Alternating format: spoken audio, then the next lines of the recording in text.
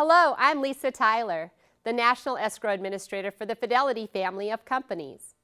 The closing disclosure replaces the TILA disclosure and the HUD-1 settlement statement.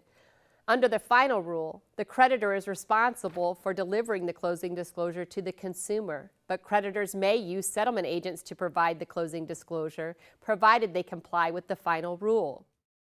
Under the new rule, there is no roll-up of charges in any section. Itemization is required for all charges.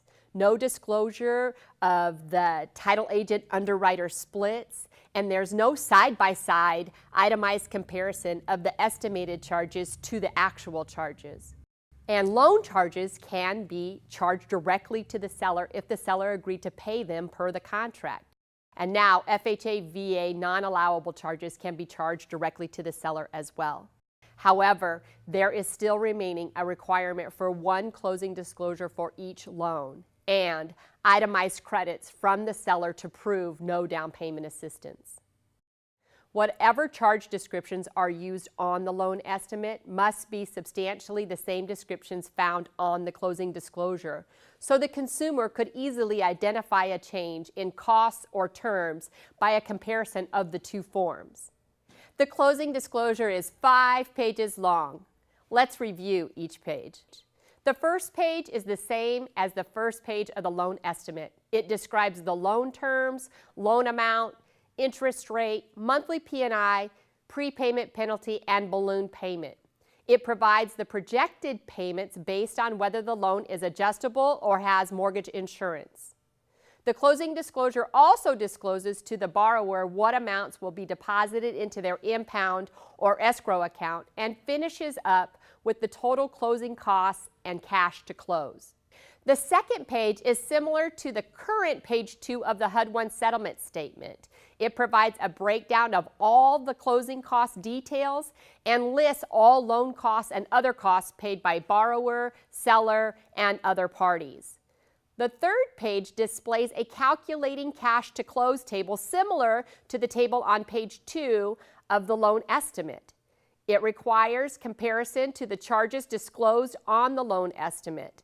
The rest of the page shows the summaries of the borrower and seller costs and credits similar to the current page 1 of the HUD-1 settlement statement.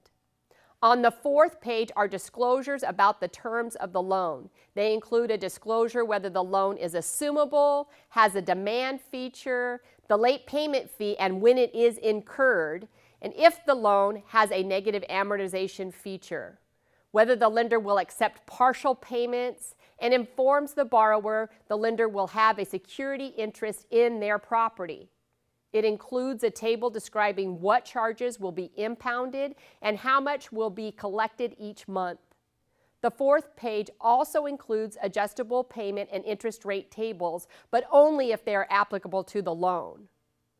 On the fifth page, under loan calculations, the consumer will find total of payments, finance charge, amount financed, APR, and total interest percentage.